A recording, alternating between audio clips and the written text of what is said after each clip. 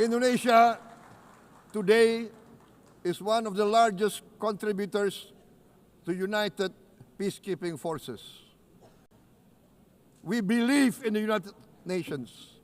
We will continue to serve where peace needs guardians, not with just words, but with boots on the ground. If and when the United Nations Security Council and this great assembly decide Indonesia is prepared to deploy 20,000 or even more of our sons and daughters to help secure peace in Gaza or elsewhere, in Ukraine, in Sudan, in Libya, everywhere when the peace needs to be enforced, peace needs to be guarded, we are ready. We will take our share of the burden, not only with our sons and daughters, we are also willing to contribute financially to support the great mission to achieve peace by the United Nations. Madam President, Excellencies, I propose to this Assembly a message of hope and optimism, grounded in action and execution.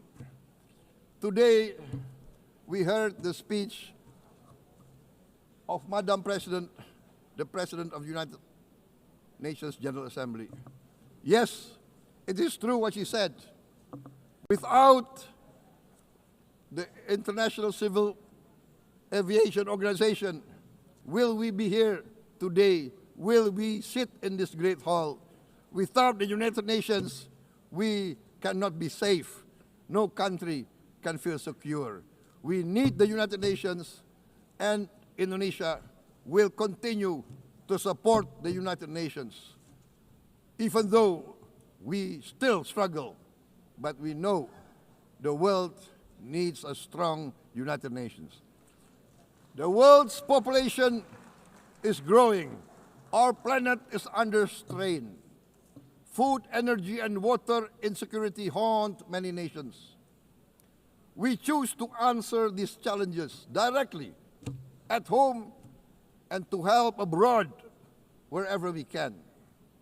This year, Indonesia recorded the highest rice production and grain reserves in our history. We are now self-sufficient in rice, and we are starting now to export rice to other nations in need, including providing rice for Palestine. We are building resilient food supply chains, strengthening farmer productivity, investing in climate-smart agriculture to ensure food security for our children and for the children of the world. We are confident in a few years' time, Indonesia will be the grainery of the world. As the world's largest island state, we testify before you that we are already experiencing the direct consequences of climate change, particularly the threat of rising sea levels.